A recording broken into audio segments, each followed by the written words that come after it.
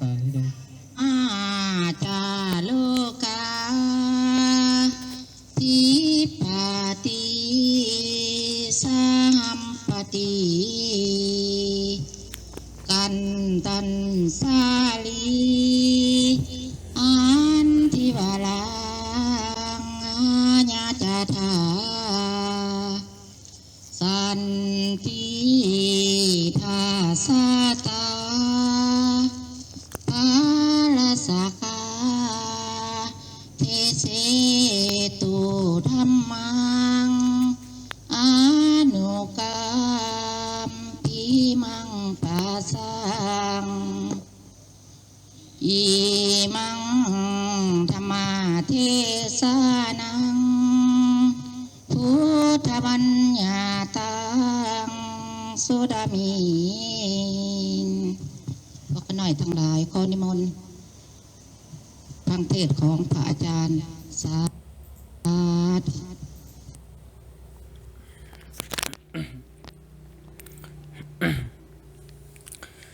นะโมตัสสะภะคะวะโตอะระหะโตสัมมาสัมพุทธัสสะนะโมตัสสะภะคะวะโตอะระหะโตสัมมาสัมพุทธัสสะนะโมตัสสะภะคะวะโตอะระหะโตสัมมาสัมพุทธัสสะสัพพะทานังธัมมะทานังทินาติติการให้ธรรมะเป็นทานยอมการให้ทุกสิ่งทั้งปวงเนาะยอมสนะกันให้ทุกสิ่งทั้งปวงขน้อยเองมื้อนี้ก็ได้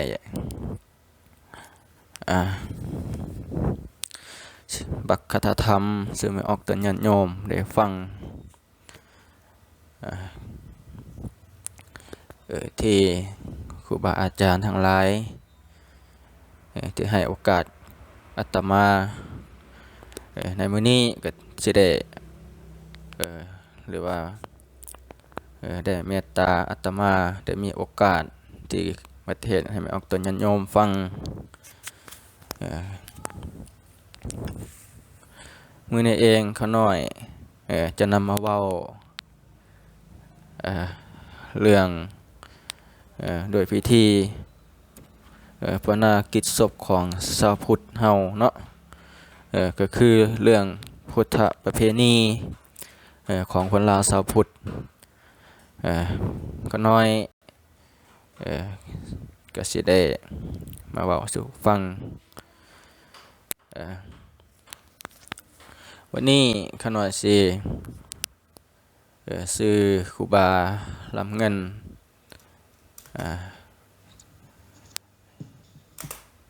ได้ซื้อครูบาลำเงินบางคนไม่ออกตนญาติโยมหลายคนเนาะอาจจะยังบ่ฮู้ก็คือจักครูบาเพิ่นมาแต่ทางใดเพราะว่า มื้อนี้ทางข้าน้อยก็จะได้มีโอกาสสละเวลาได้มีเวลาสิมาเว้าสู่แม่ออกตนญาติโยมฟังพุทธศาสนานิกสนได้พุทธศาสนานิกสนแปลว่าคนที่นับถือศาสนาพุทธ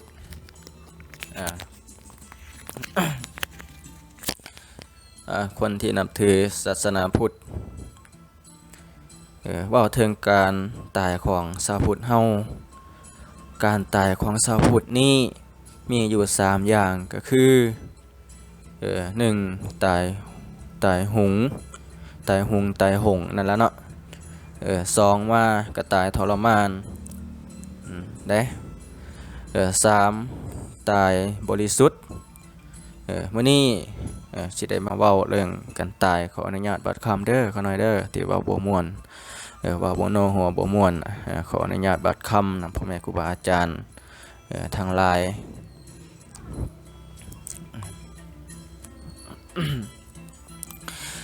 1ตายหุงได้แก่ตายอุบัติเหตุได้เส้นรถต่ำตกเรือตกเรือบินควายชนตกต้นไม้ตกน้ำถึกยิงและอื่นๆเรียกว่าตายหุงได้ บ่ต้องมีมงคล3ปีจึงทานหาก็คือ3ปีจึงแจ้งหาเนาะอันนี้เพิ่นฮ้องว่าตายหงก็คืออยู่บ่อยู่ก็ตายหั่นน่ะ ขออนุญาตบัดคำเขาหน่อยสิได้เบิ่งเว้าให้ฟัง2ว่าก็คือ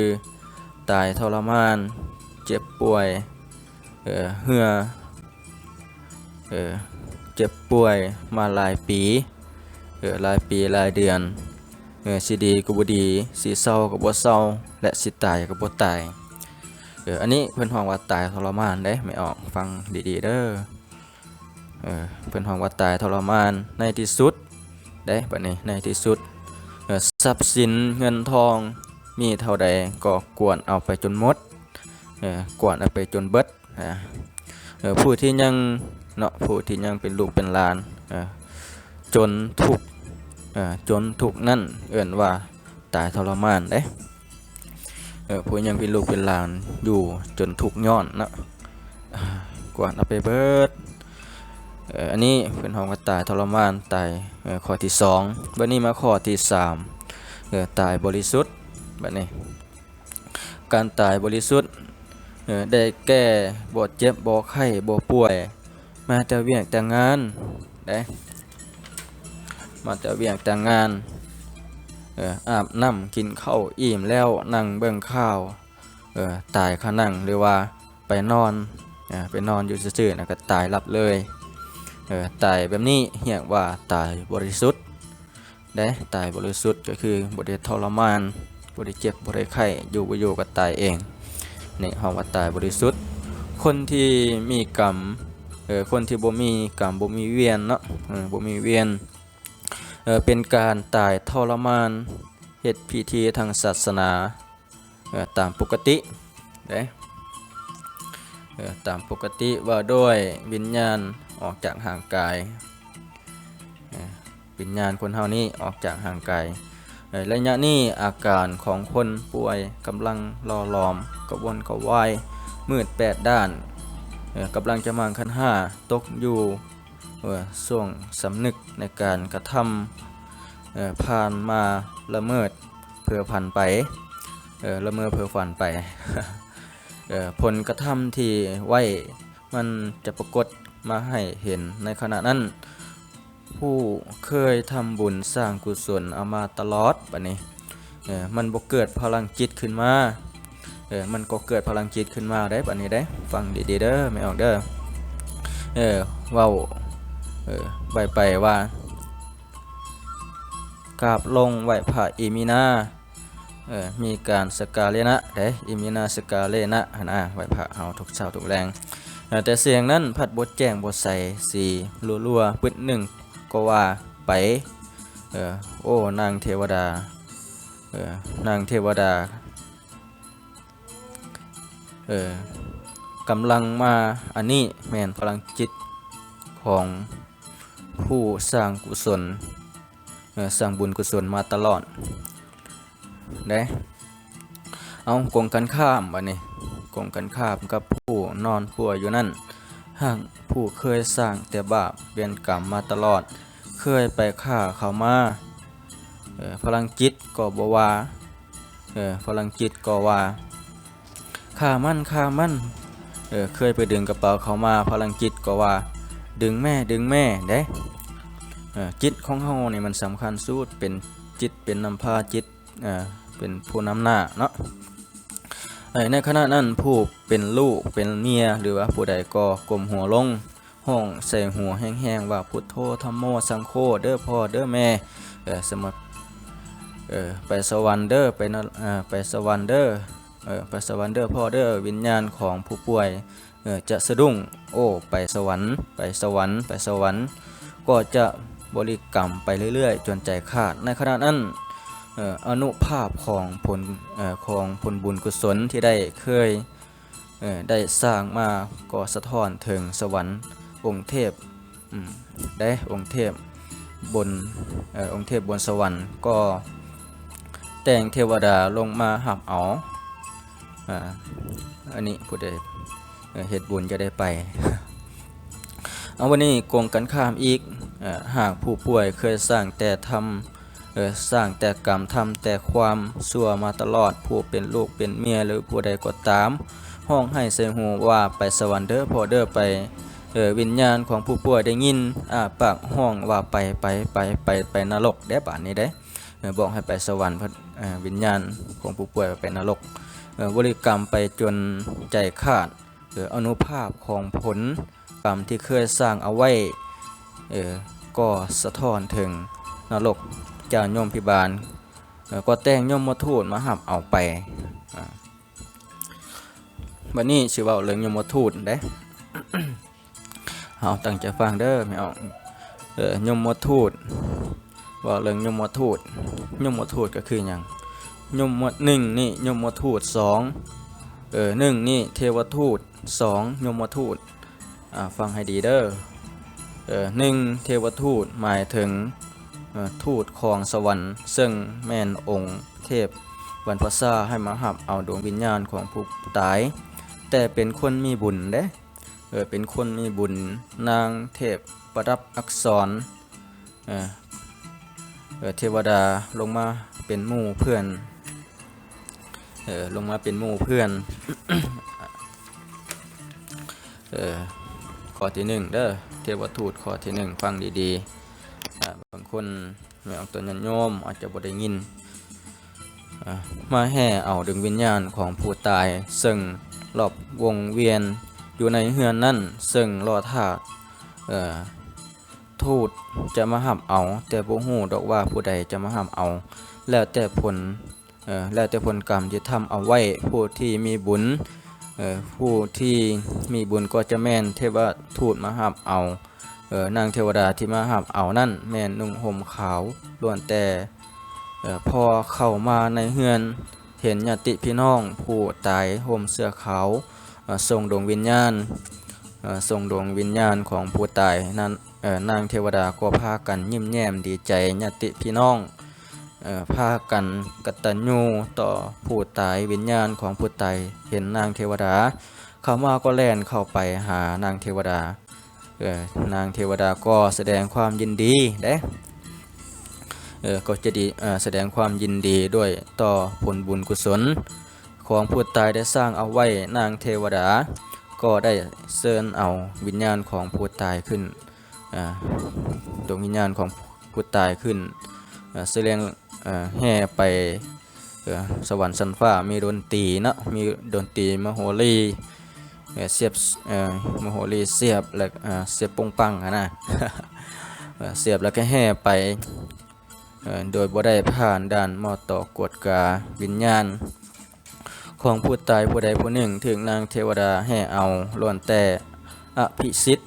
มีสิทธิพิเศษบ่ได้ผ่านด่านมอต่อเด้ฟังดีๆเด้อไม่ออกพอเข้าใจอยู่บ่เข้าใจอยู่เนาะ เอาบัดนี้สิมาเว้าเรื่องอันเรื่องอันสองนะข้อที่สองเว้าเรื่องยมทูตเด้เว้าเรื่องยมทูตตั้งใจฟังยมทูตหมายถึงทูตของนรกแม่นพญายมพิบาลเป็นผู้แต่งมาหับเอาตามผลสะท้อนของกรรมของบาปของผู้ตายไปสร้างเอาไว้ยมทูตนี่มันบ่ได้มาแห่เอาเหมือนนางเทวดาเพราะมันมีแต่คนนุ่งเสื้อสีดำได้นุ่งเสื้อสีดำล้วนๆมีบักหนึ่งถือเสื้อบ่วงบักหนึ่งถือแสนนางริ้ววิญญาณของผู้ตายพอเห็นยมทูตเข้ามาก็ปกไต่แล่นหนีลีล่นแล่นหนีลี่ยมทูตได้เพิ่นลี่ยมทูตแต่ก็บ่พ้นม่วงกรรมบ่วิตอีหยังไรเพิ่นว่าแต่บ่ยังลีกบ่ม่นเนาะบ่ม่นก้มบ่วิตเนาะ ครูบาอยากลืมแล้วเด้เคยอ่านอยู่ปึ้มหัวหนึ่งครูบาคนเฮียคุณหาปึ้มหัวหนึ่งเห็นก็เลยได้อ่านให้ฟังครูบาก็ลืมมามื้อนี้ กับมื้อนี้ก็สิเล่าคร่าวๆให้ฟังจื้อแน่บ่จื้อแน่พอคร่าวๆบักหนึ่งแล่นเข้าไปโยนบ่วงใส่แล้วก็แก่ดึงลากคอไปผู้ตายสักดินสักงอสกซ้ายสกขวาบักหนึ่งถือแส้ก็แส้นำลงไปบ่มีเมตตาปราณีอีหยังเลยเด้ย้อนว่าผลกรรมที่ตัวเองทำเนาะยมทูตก็เลยมาเอาซะคนสวรรค์ละแม่นเทวทูตเด้อต่างกันเทวทูตกับยมทูตเทวทูตแม่นพวกนางฟ้าหรือว่าอีหยังผู้ที่มีบุญนะมาแห่เอาดวงวิญญาณของเฮาไปวันนี้ยมทูตก็คือผู้ที่ถือหอกถือบ่วงถือบ่วงมันยังเอาดวงวิญญาณของผู้กระทำบาปไปวันนี้สิมาว่าเรื่องการนุ่งห่มหรือว่านุ่งถือในงานศพเหมือนนี้นุ่งห่มนุ่งถือในงานศพเฮาเป็นคนลาวสะพุทธพุทธประเพณีงานศพหากว่านิมนต์หากว่ามีคนตายอยู่ภายในครอบครัวเฮาอันนี้ขออนุญาตเด้อเขาหน่อยนำออกตัวญาติโยมทั้งหลายขออนุญาตครับสิเว้าให้ฟังกับบ่ได้แม่นว่าสิเจาะจงเด้อเขาหน่อยเว้าให้ฟังบ่ได้สอน เว้าให้ฟังซื่อๆเป็นผู้เป็นผู้เจ้าภาพของงานศพหรือว่าญาติพี่น้องจงห่มเสื้อสีขาวส่วนสิ้นทรงจะนุ่งสีใดก็ได้แขกที่มาในงานศพถ้าเป็นชาวพุทธโดยกันก็จงห่มเสื้อสีขาวได้แม่นเป็นการดีที่สุดได้ไหมออกเป็นการดีที่สุดเว้นแต่คนมางานศพเป็นคนต่างศาสนาคนต่างศาสนานี้แม่นแล้วแต่อัตถนิสัยเหมือนอัตถนิสัยห่มอันใดก็ได้ถ้าหากว่ามีญาติพี่น้องผู้ใดอยากบำเพ็ญบุญกุศลให้ผู้ตายจะนุ่งห่มขาวล้วนแต่มีศีล8แล้วแต่มีศีล8นับแต่มื้อ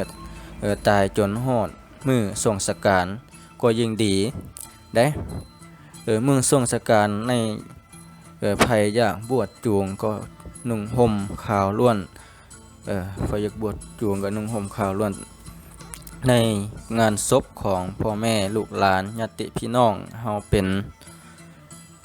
ชาวพุทธอย่าพากันนุ่งห่มดำอันนี้ครูบาบ่อยากให้นุ่งห่มดำบันไดเนาะยา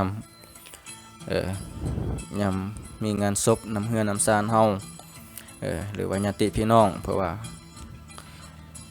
นุ่งห่มดำวันนี้ ตั้งใจฟังเด้อนุ่งห่มดำมันหมายว่าจังใดความหมายจังใด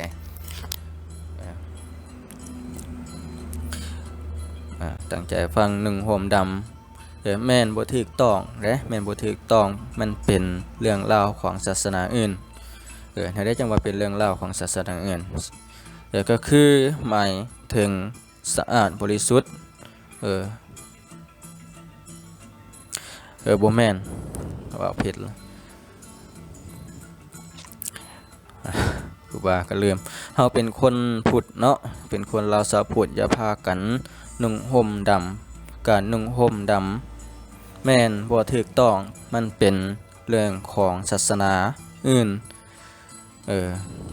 วันนี้นุ่งขาวหมายถึงสะอาดบริสุทธิ์หมดจดแจ้งสว่างเด้การนุ่งห่มขาวก็คือพิจารณาเบิ่งให้ที่ถ้วนว่าควรหรือบ่ควรถ้าผู้ใดได้อ่านปึ้มวิทยาลัยชีวิต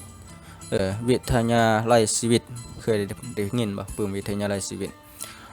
บางคนผู้ที่บ่ศึกษาอาจจะบ่ได้ยินเนาะวิทยาลัยชีวิตมันบอกเบิดทุกสิ่งทุกอย่างได้ไม่ออกเด้แล้วจะฮู้ว่าซากศพที่ดอยอยู่ในโรงศพนั่นก็คือนอนอยู่ในโรงศพหั่นเป็นสภาพแนวใดเมื่อหมดลมหายใจแล้วผ่านไปได้ 2 มื้อ 2 คืนถึงจะเป็นพระเอกหรือว่าเป็นดาราหนังหรือว่าคนงามนานาต่างๆก็แล้วแต่เนาะเป็นนางงามจักรวาลเด้เป็นมันก็บ่เป็นตาเบิ่งบ่เป็นตาหอมบ่เป็นตากอดอีกแล้วเด้เพราะว่าคนเฮาเบิดสติหรือว่าเบิดลมหายใจเครื่องในไตในท้องอยู่ในห่างกายก็ได้เบ่งอืดขึ้นเลื่อนหรือว่าน้ำยางเหลืองก็ไหลออกมาตามหูบถึงเด้ส่งกลิ่นเหม็นข้าวเฮานึกวาดนึกวาดภาพเอาเองเด้เฮานึกลองนึกวาดภาพเอาเองเบิ่งวันนี้อาจจะอธิบายบ่ได้จะแจ้งให้ฟังครูบาก็เฮียนมาน้อยเมื่อเฮาไปนิมนต์ครูบามาสันเข้าหน้าศพอันนี้ได้สิบอกให้ฟังเด้อเฮานิมนต์ครูบาอาจารย์ไปสันเข้าอยู่หน้าศพที่คนตายขออนุญาตประคำเด้อเขาหน่อยเด้อที่ว่าผิดพลาดประการใดนิมนต์มาสันเข้าหน้าศพครูบาเพิ่นก็สุดที่อึดอัดเด้เพิ่นก็บ่อยากมาเพราะเพิ่นได้ สุดที่อึดอัดสลดหดหู้แต่บ่อยากแต่บ่ปากบ่ได้จำเป็นต้องมาบ่ปากบ่เว้าจำเป็นต้องมาเพราะว่าเพิ่นครูบาเพิ่นบ่เคยคัดใจไผเนาะ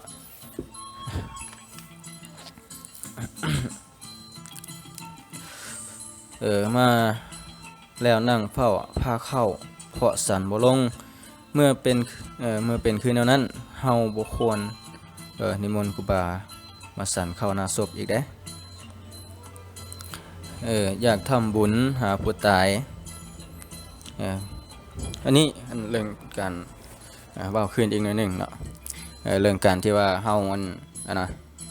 อยากนิมนต์ครูบาอาจารย์มาสันเข้าหน้าศพถ้าผู้ใดสะดวกหรือว่าก็สะดวกสบายก็บ่เป็นหยังแล้วแต่ศรัทธาญาติโยม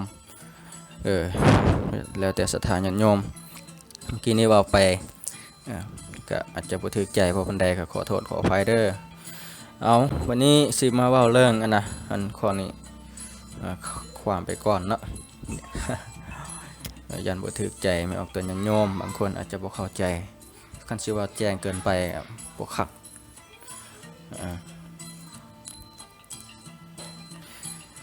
การทำบุญการทำบุญทำได้ทุกที่ทุกเวลาและทำได้ทุกสถานการณ์ทำได้ทำอหยังครูบาทำแล้วครูบาจะนำให้เฮาก็อุทิศหาสื่อผู้ตายบ่จำเป็นต้องได้ทำบุญอยู่หน้าศพเด้ถ้าเฮาอยากเฮ็ดไปนี้ก็ได้มันมี2วิธีวิธีที่1ก็คือนิมนต์ครูบามาสันอยู่ต่อหน้าศพแต่ครูบาเองก็บ่อยากให้นิมนต์พอปานใดเนาะมันก็บ่อยากคักบ่อยากแน่ปานใดอันนี้ก็สิเป็นอันหนึงวันนี้การทำบุญหาบอกสื่อผู้ตายก็คือนิมนต์ครูบาอาจารย์หรือว่าไปหาครูบาอาจารย์อยู่วัดเพิ่นก็ให้เพิ่นญาตินำหมายทานอุทิศส่วนบุญกุศลไปหาอุทิศอุทิศเสียงสื่อเสียงเฮียงนามไปหาผู้ล่วงลับหรือว่าผู้ตายฉะนั้น จังว่าการทำบุญบ่ได้เลือกสถานที่บ่ได้ทำได้ทุกที่ทุกเวลาเนาะวันนี้สิว่ามาเว้าเรื่องการส่งสการเด้อบัดนี้เด้อเว้าเรื่องการส่งสการในการส่งสการของชาวพุทธเฮาแม่นต้องเฝ้าเมื่อถึงวันกำหนดส่งสการบ่แม่นนิมนต์ครูบามาสูตรแล้ว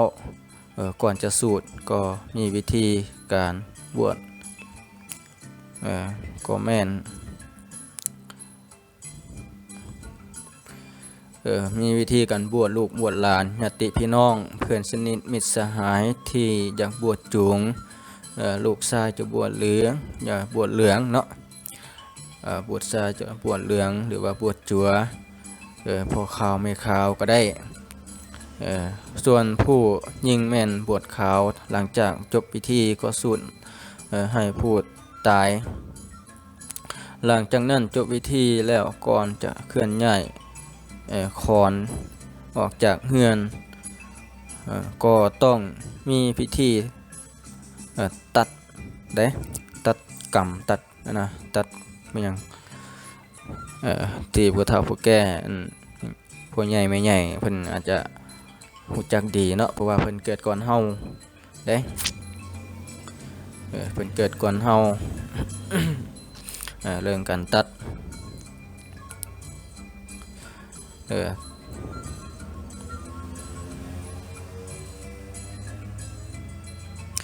อย่างตัดห่างตัดไม้กูว่าอยากลืมตัดห่างตัดไม้เนาะต้องมีวิธีการตัดห่างตัดไม้ตัดหญ้ากันก็คือว่ากาวาแม่นตัดญาติขาดมิตรสว่างผู้ตายกับผู้ยิ่งแล้วว่าผู้ตายกับผู้ยิ่งหรือว่าผู้ชายก็ดีนี่บอกให้ฟังเด้อระหว่างผัวเมียและตัดกันได้ระหว่างญาติและเพื่อนสนิทมิตรสหายได้ระหว่างพ่อและลูกส่วนระหว่างแม่ลูกนั่นแม่นตัดกันบ่ได้เด้แม่กับลูกเนี่ยตัดกันบ่ได้เด็ดขาดลูกนั่นแม่นตัดกันบ่ได้กับแม่นี่เพราะว่าพ่อแม่นั่นมีพระคุณล้นฟ้าเหลือแผ่นดินมื้อหน้าสิมาเว้าเรื่องพระคุณล้นฟ้าสู่ฟังเด้อสิก็ยังเป็นก้อนเลือดในอกก้อนเลือดก้อนยางในอกในใจเมื่อไปถึงฟ้องฟ้อน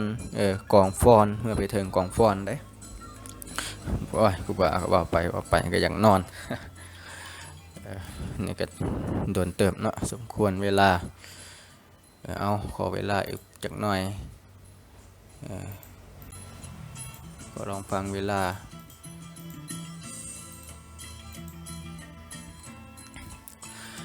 เมื่อไปถึงกองฟ้อนแล้ว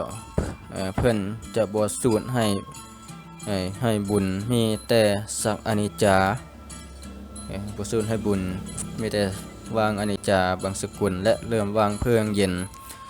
การวางเพลิงเย็นนั่นเวลาเฮาวางเพลิงเฮาจะเอ่นว่าขอให้ไปสู่ที่ดีถึงสุขสู่สว่างสวรรค์สันฟ้าได้พระนิพพานเถิดเพิ่นอธิษฐานชื่อเอาเด้อคันบ่ได้ชื่อได้อย่าไปมาเวียนว่ายตายเกิดอีกต่อไปห้ามเว้าว่าจงไปเกิดบ่อนเขาห้ามเอาเด็ดขาดตัวนี้เด้อ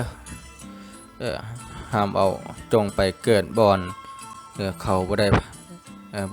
เข้าบ่ได้หาปลาบ่ให้เข้าบ่ได้หามันหยังเป็นคำกรตัวนึงดอกจักอีหยังลืมละครูบา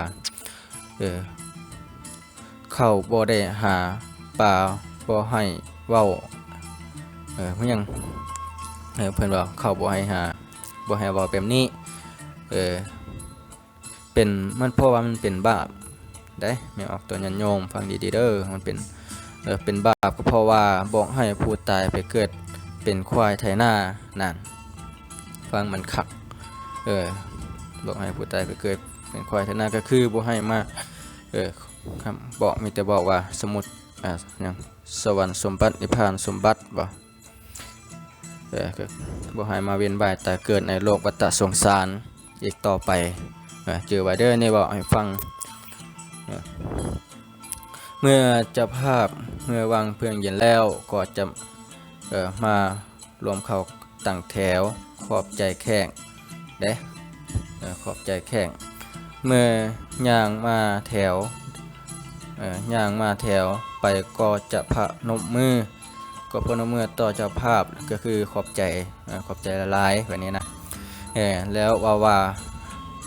อวยพรให้เจ้าภาพอันนี้เจอไวเดอร์ผู้ใดได้ฟังอวยพรให้เจ้าภาพหายเศร้าหายโศกหายโรคหายภัยแบบนี้แหละหายพยาธิโรคาว่าสุดแล้วตั้งไม่จนกว่าจะสุดแถวได้ว่าก็จบไป โอ้วันนี้สิมาเว้าเรื่องอันว่าด้วยหยังบุญเฮ็ดบุญ100 วันมื้อหน้าจังเว้าเนาะเอาแบบย้อนหลอดตัดตอนเอาย้อนลัดตัดตอนเอาวันสินะการทำบุญมีอยู่2อย่างที่ว่าครูบามักเว้าที่สุดการทำบุญมีอยู่2อย่างการทำบุญหนึ่งทานเพื่อหวังสิ่งตอบแทนก็คือทานกิเลสเด้ทานเพื่อหลุดพ้นอันนี้การทานการทานการทำบุญก็คือกันเนาะการทานเพื่อหวังสิ่งตอบแทนก็คือทานเพื่อถึกเลียกถึกเบื่อแบบนี้กับท่าแล้วก็กงกันข้ามกับการทานที่ละกิเลสบ่การทานเพื่อหลุดพ้นก็คือทานโดยจิตใจบริสุทธิ์เฮาจากทานอหลีนะบ่ได้มีไผมาบังคับเฮาจากทานโดยจิตโดยใจบริสุทธิ์เฮาได้ว่าเรื่องการให้บัดนี้การให้บุญการให้ทานได้การให้นี้มีอยู่3อย่าง3ประการ1ให้วัตถุเป็นทาน2ให้ธรรมะเป็นทาน3ให้อภัยเป็นทานอันนี้ที่ครูบามักเว้าหรือว่ามักนำมาเว้าสู่แม่ออกตัวญาติโยมทุกศีลให้ฟัง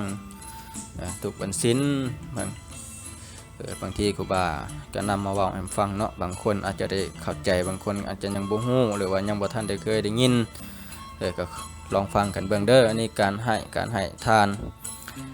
การให้มีอยู่3อย่าง1ให้วัตถุเป็นทาน2ให้ธรรมะเป็นทาน3ให้อภัยเป็นทานแบบนี้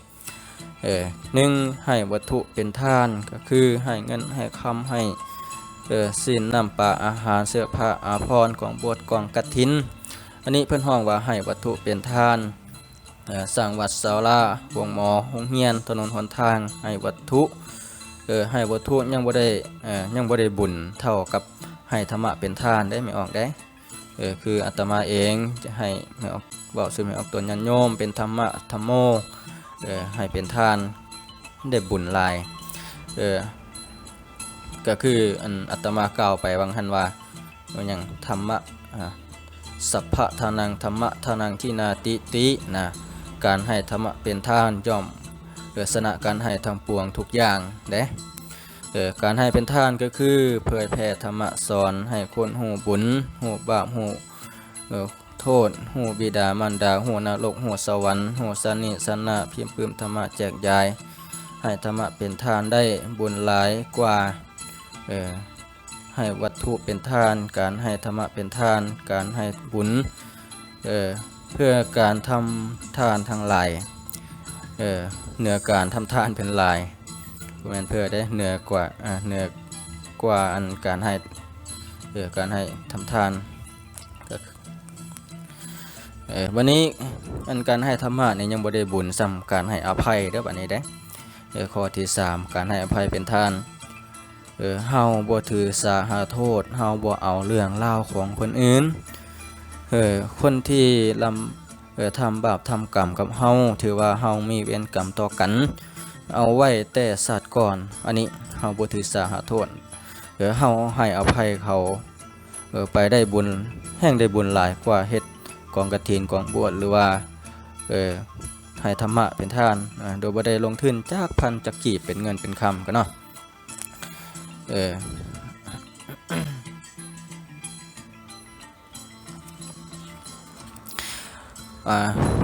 เพิ่นว่าฉะนั้นแล้วเพิ่นว่าการทำบุญเฮาเอาบุญได้บุญพระพุทธองค์สอนว่าทานไปแล้วอย่าหวังสิ่งตอบแทนทานไปแล้วอย่าหวังเอาหน้าบุญที่เฮาทำไปนั่นอุทิศให้ก่อนอื่นหมดแม่นบิดามารดาเสียก่อนเด้จังต่อไปแม่นญาติพี่น้องญาติกิวงศาพี่น้องครูบาอาจารย์บุพการีเพื่อนสนิทมิตรสหายสัพพะสัตว์ทั้งหลายเจ้ากรรมนายเวรคนทุกข์ได้ยากได้คนทุกข์ได้ยาก หยังคนละบากกะกรรมคนที่ศัตรูงุมผิดกับเฮาบ่ต้องไปถือสาหารือปล่อยจิตปล่อยใจปล่อยวางอย่าไปตกใจว่าบุญที่เฮาทำไปนั้นยกให้คนอื่นแล้วเฮาจะบ่ได้บุญพระพุทธองค์สอนว่าพระองค์สมเด็จสัมมาสัมพุทธเจ้าบุญที่ทำไปแล้วอย่าไปคิดที่บุญจะให้หวงเหียนบุญจงยกให้คนอื่นตามที่เฮาอยากให้ผู้ใด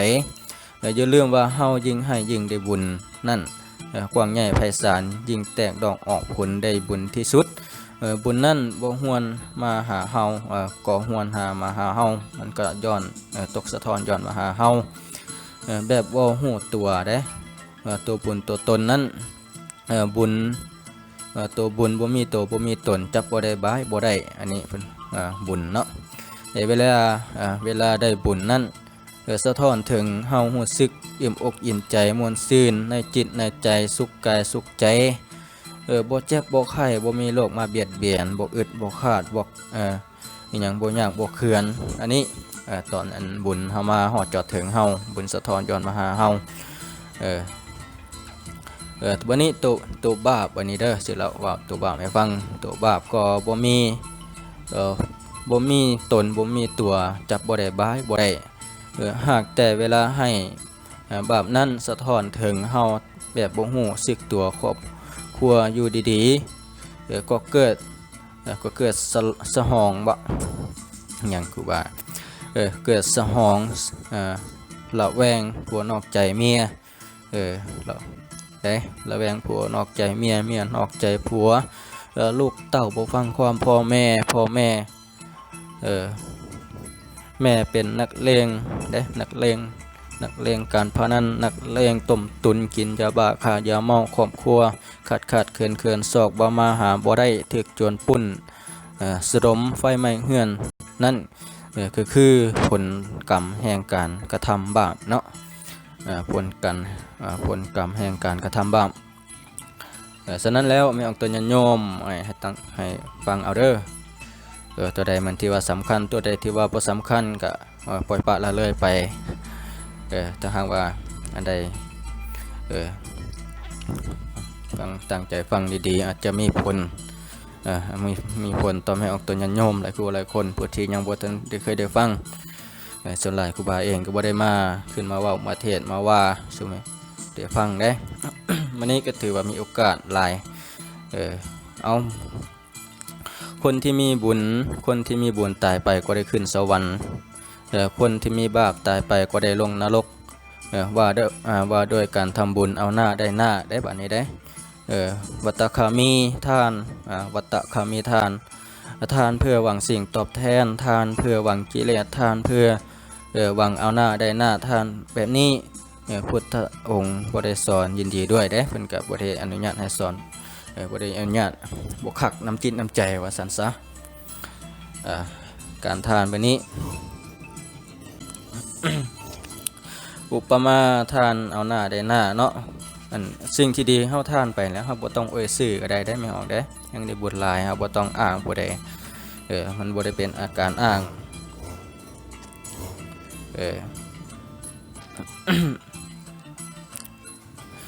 เอาวันนี้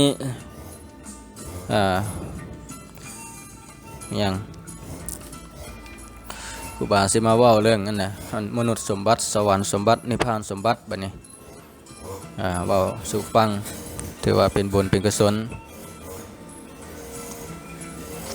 1มนุษย์สมบัติสวรรค์สมบัตินิพพานสมบัติ1มนุษย์สมบัติ2สวรรค์สมบัติ3นิพพานสมบัติเนาะเว้าซ่าๆเอาอาจจะบ่เข้าใจ1มนุษย์สมบัติเฮาเกิดมาเป็นคนอยู่ในโลกมนุษย์จะสมบูรณ์หมดทุกอย่างดำรงชีวิตโดยการราบรื่นมีเมียผู้ประเสริฐพร้อมทั้งรับยศสรรเสริญพร้อมทุกอย่างสวรรค์สมบัติเมื่อตายไปก็ได้ไปสู่สวรรค์ได้ไปเกิดเป็นเทพบุตรเป็นเทวดาอยู่อย่างมีสมบัติภัสถานอาหารทิพย์ได้มีพร้อมทุกอย่างข้อ3บัดนี้ข้อ3นิพพานสมบัติความสุขอยู่นิพพานเป็นความสุข อันสุดยอดคันสิเว้าแล้วก็อันสุดยอดหมดกิเลสไปเลยอันนี้เพิ่นฮ้องว่านิพพานสมบัติบ่ได้กลับมาเวียนว่ายตายเกิดอีกต่อไปในให้เป็นพระอรหันต์ไปเลยได้อันนี้เพิ่นฮ้องว่านิพพานสมบัตินิพพานสมบัติเพิ่นจะว่ายามคนอันหยังไปส่งกองฟ้อนบ่อีหยังไปวางเพลิงเย็นเนาะก็เพิ่นจังมาว่าว่ามนุษย์สมบัติสวรรค์สมบัตินิพพานสมบัติเคาะแล้วก็เว้า เอาบัดนี้สิมาเว้านะการทำทานการทำทานการทำทานมีอยู่สองอย่างในบัดนี้ได้หนึ่งทานเจาะจงหรือทานบุคคลการทานทั่วไปเรื่องหน้าบ่เรื่องหน้าสังฆทานหนึ่งทานเจาะจงก็หมายถึงครูบาองค์ใดองค์หนึ่งเฮาอยากทานให้ตัวอย่างเฮาเห็นอาหารแซ่บๆจะเอามาเคียนให้ญาติทานหรือว่าครูบากองคำหรือว่าองค์ใดองค์หนึ่งเนาะอันนี้เป็นห้องวัดเจาะจงสองทานทั่วไปบ่เลิกหน้าก็คือสังฆทานบ่หมายความว่าจะมอบให้องค์ใดองค์หนึ่งก็แล้วแต่แล้วเฮามาเฮาพร้อมหลักจิตพร้อมใจแล้วเฮาก็เอาให้หรือว่าทานให้อันนี้เพิ่นก็ว่าบ่ได้ทานเจาะจงทานด้วยจิตด้วยใจ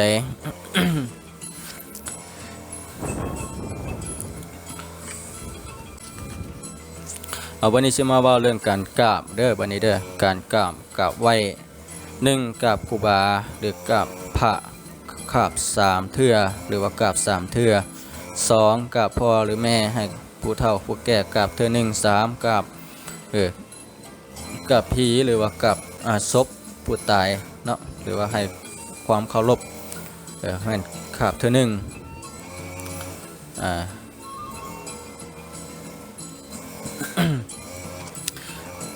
เพิ่นว่าวันนี้สิมาเว้าเรื่องอันการมันยังเอาของกินให้ครูบาเอาของกินให้ครูบาอาจารย์แม่นบ่ให้แจ้งล่วงหน้าห้ามแจ้งล่วงหน้าอันนี้อันสิเว้าให้ฟังเด้อนี่เด้อมันไม่ออกตัวญาติโยมบ่เข้าใจห้ามแจ้งล่วงหน้าก็คือให้ครูบารับรู้ตัวอย่างสันให้หลายๆเด้อ1ไก่พุ่นใดแจ่วเผ็ดแจ่วเห็ดปวกบ่บักแซ่บๆมาอย่างนี้บ่ให้เว้าล่วงหน้าเด็ดขาดถ้าครูบารับแจ้งรายงานอาหารจากแม่จากแม่ออกแล้วเพิ่นจะสั่นบ่บอกว่ามันเป็นพิษปกพิษอาบัติเพิ่นธรรมะนี้ธรรมะนี้ก็เปรียบเหมือนแสงสว่างอันสุบสวงสัตสว่างเนาะธรรมะสว่างเปรียบเหมือนแสงสว่างส่องทางให้พวกเฮาชาวพุทธได้ไปสู่ความสุขขีปฏิบัติตนให้อยู่ในศีล5นั่นเถิดได้ คุณบิดามารดาคุณครูบาอาจารย์อย่าลืมคุณบุญคุณของเพิ่นหรือว่าของท่านเป็นผู้ให้เฮามาตลอดถ้าเฮานับถือท่านแล้วสิ่งศักดิ์สิทธิ์อื่นๆที่มีอยู่ก็บ่จำเป็นต้องบูชาอีกต่อไปห้ามให้ด่าข่มเหงเบียดเบียนผู้บังเกิดเก้าของเฮาเป็นขาดเป็นอันขาดถ้าผู้ใดบ่เชื่อยังฝืนทำจะต้องตกนรกทั้งเป็นทำให้มาหาบ่ขึ้นชีวิตจะตกต่ำไปเรื่อยๆพระสององค์อยู่ในบ้านได้ก็คือพ่อกับแม่เฮาเคารพนับถือและบูชาท่านให้หลายที่สุดจงแก้แค้นโดยการโดยความบ่จองเวียนคือเฮาเฮ็ดให้ผู้เฮาเฮ็ดให้เฮาอย่าไปตอบแทนเขาเฮาอย่าด่าเขาเฮาอย่าไปตอบว่าเขาเฮาเสื่อเมื่อยเนาะห่างกายเปื้อนเพิ่นกันยังว่าห่างกายเปื้อนต้องซักด้วยสบู่เสื้อผ้าเปื้อนต้องซักด้วยแฟบแล้วจิตใจเปื้อนต้องล้างด้วยน้ำทิพย์ธรรมะเด้คนใจคับแคบหน้าตามนหมองคนใจกว้างขวางหน้าตาเบิกบานฆ่างัวฆ่าควายฆ่าคนยิงฆ่าบาปวันนี้ กงกันข้ามบัดนี้ฆ่าความหายความโกรธยิ่งได้บุญฆ่างัวฆ่าควายฆ่าคนแม่นฆ่าด้วยมีดฆ่าด้วยผ้าแต่ฆ่าความหายความโกรธความเอ่อ แม่นฆ่าด้วยธรรมะคนใดหักธรรมะจะมีชีวิตสิริมงคลห่วงเฮืองเจริญไปเจริญหั่งมีแก่ผู้รักษาธรรมะวันนี้จะมาผลของผลของความโกรธหรือว่าความให้ความให้และความโกรธให้จงควบคุมไว้ให้ดีเหมาะสร้างผลเสียหายหลายกว่าผลได้มันสามารถทำให้ทุกสิ่งทุกอย่างตลอดถึงความหักแพงเด้ซึ่งเฮาได้สร้างเอามาตลอดชีวิตเพราะความโกรธหรือว่าความโหดร้ายนั้นมันเผาตัว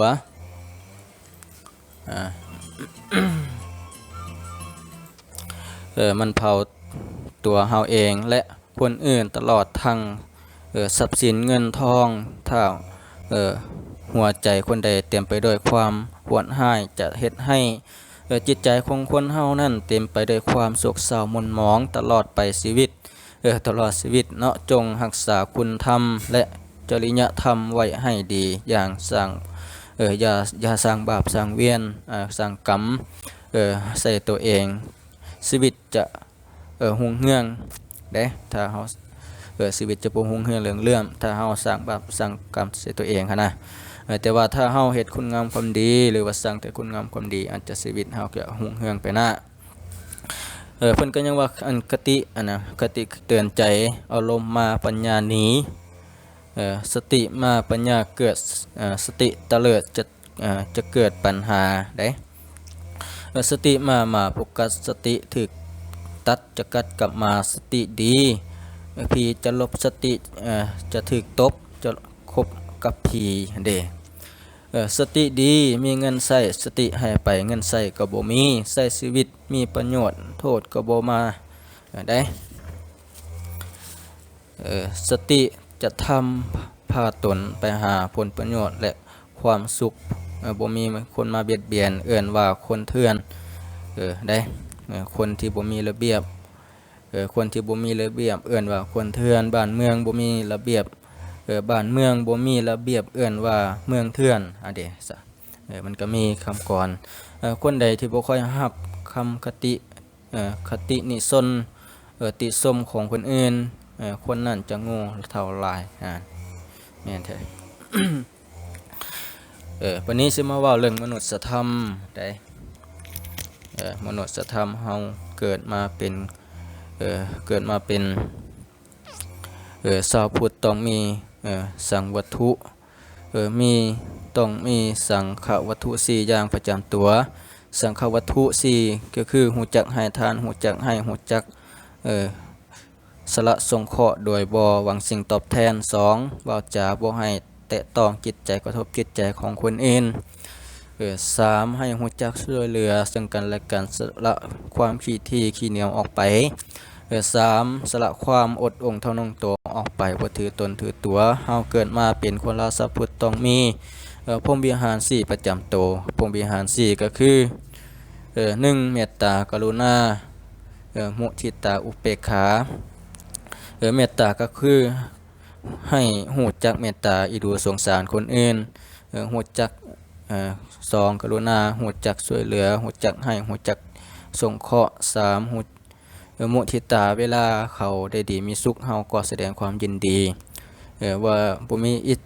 สิทธิ์บ่มีโดยบ่มีบ่คิดอิจฉาบังเบียดเนาะอันนี้คือมุทิตาข้อที่สุดท้ายข้อที่4อุเบกขายอมรับต่างๆต่อเหตุร้ายต่อสิ่งที่เห็นร้ายต่างๆเกิดขึ้นก็คือยอมรับที่ว่าเฮาเฮ็ดร้ายเรื่องใดเรื่องหนึ่งหรือว่าเฮาอิหยังก็คือเฮายอมรับได้เนาะเฮาสิเฮ็ดอิหยังมาผิดก็อย่าแต่ว่าเฮารับเฮายอมรับด้วยปากเฮาเองเพิ่นว่าร่างกายเฮานี้จังว่าเกิดมา สิมาเว้าเรื่องร่างกายหรือว่านั่นเนาะคนเฮานี่เกิดมาจากใจก็คือคนเฮานี่เกิดมาจากดินดินน้ำลมไฟธาตุ4อย่างดินน้ำลมไฟประกอบเข้ากันเป็นร่างกายแห่งว่าคนได้เมื่อเฮาตายไปแล้วก็กลับไปเป็นดินคือเก่าวิญญาณดวงจิตเมื่อร่างกายเกิดขึ้นแล้วก็นำเอาดวงวิญญาณเข้าใส่วิญญาณลงเอาวิญญาณเข้าใส่วิญญาณประกอบด้วยขันธ์ห้า1รูปธรรมสิมาบอกเรื่องขันธ์ห้า1รูปธรรม2เวทนาขันธ์3สัญญาขันธ์4สังขารขันธ์5วิญญาณขันธ์ขันธ์ทั้ง5นี้เรียกว่ากิเลสเด้เนื้อในของขันธ์ห้าสิมาบอกให้ฟังเด้อ1ขันธ์ห้าที่1รูปธรรมก็เป็นตัวตนรูปร่างกายรูปธรรมเป็นตัวตนรูปร่างกายจับได้ไปได้เรียกว่ารูปธรรมวันนี้2เวทนาขันธ์วันนี้เวทนาขันธ์สัญญาณขันธ์สังขารขันธ์และวิญญาณขันธ์นี่ร่วมเข้ากันเรียกว่าดวงจิตหรือว่าวิญญาณดวงจิตหรือว่าวิญญาณบ่ได้จะบ่ได้ใบบ่ได้เรียกว่านามธรรมอันนี้จำไว้เด้อไม่ออกเด้อเรียกว่านามธรรม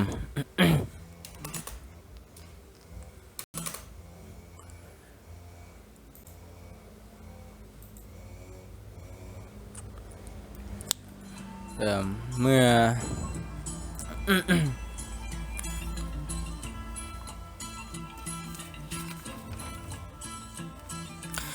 เอามาหอนนี้ก็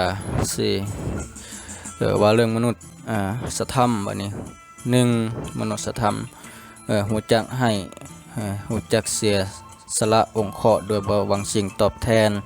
การวาจาอันนี้ว่าไปเทื่อหนึ่ง ว่าวังหลังหั่นเนาะเอาต่อไปก็คือสมควรแก่การเวลาที่แม่ออกตนญาติโยมได้นั่งฟังเกือบสิเข้าชั่วโมงหนึ่งเนาะผู้ข้าเองก็ได้นำธรรมะธรรมโมที่ได้อนุญาตจากพระสงฆ์เพิ่นก็ได้เมตตาให้ข้าน้อยขึ้นไปแสดงธรรมในมื้อนี้ก็ถือว่าขอจบเรื่องเพลงเท่านี้ก็หรือว่าขอลาไปก่อนเนาะข้าน้อยเองก็ครั้งแรกในชีวิตที่ได้มาขึ้นมาเทศนาแบบนี้ก็ถือว่าเป็นบุญเป็นกุศลของข้าน้อยเอาต่อไปนี้ก็ขอให้แม่ออกตนญาติโยมเพื่อนสนิทมิตรสหายพอออกไม่ออกพระสงฆ์สมณเณรจงมีแต่ความสุขกายสุขใจหายเศร้าหายโศกหายโรคหายภัยหายพยาธิโรคฆ่าสิ่งใดที่เปื้อนเปื้อหรือว่าสิ่งใดที่บ่จบบ่งามก็บ่เอามาต่อไปนี้ก็สิ่งใดที่เขาน้อยเว้าออกไปบ่ดีบ่ชอบบ่ประกอบบ่งามอันใดก็ดีเขาน้อยเองก็ขออนุญาตบัดคำขอไม่ยังสิ่งใดที่เว้าออกไปแล้วมันบ่จบบ่งามหรือว่าบ่เป็นประโยชน์แก่แม่ออกตนญาติโยมก็เอามาส่งคืนครูบาก็ได้แต่ว่าสิ่งใดมันจบมันงามหรือว่าสิ่งใดที่แม่ออกตนญาติโยมได้ฮู้ได้ฟังแล้วที่ว่าเป็นประโยชน์ก็นำไปใช้ก็ขออนุโมทนาบุญเด้อเอาต่อไปนี้คนน้อยเองขอลานมัสการก็ได้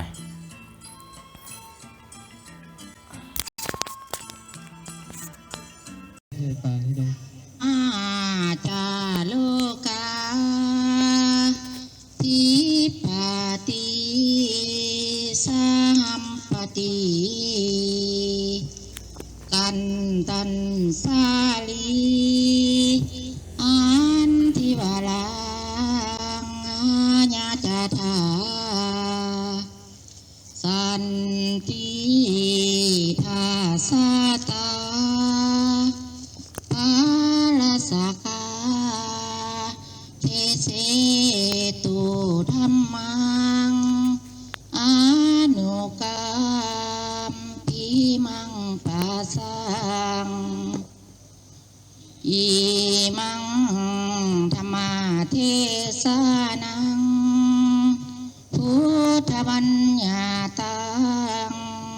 ดามีนพวกหน่อยทั้งหลายขอนิมนต์ฟังเทศน์ของพระอาจารย์สาธุ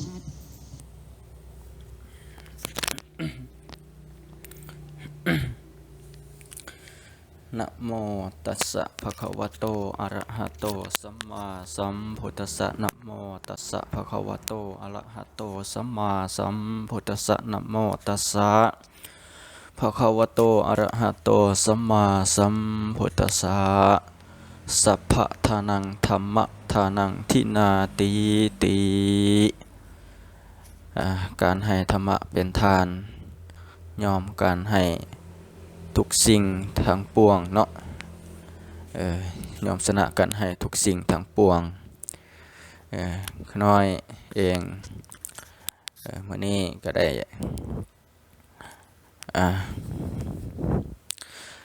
บักคทธรรมซึ่งไม่ออกตนญาติโยมได้ฟังที่ครูบาอาจารย์ทั้งหลายที่ให้โอกาสอาตมาในมื้อนี้ก็สิได้หรือว่าได้เมตตาอาตมาได้มีโอกาสที่ประเทศให้ไม่ออกตนญาติโยมฟังมื้อนี้เองเขาน้อยจะนำมาเว้าเรื่องโดยพิธีปนากิจศพของชาวพุทธเฮาเนาะก็คือเรื่องพุทธประเพณีของคนลาวชาวพุทธก็น้อยก็สิได้มาเว้าสู่ฟังวันนี้ข้าน้อยสิซื้อครูบาลำเงิน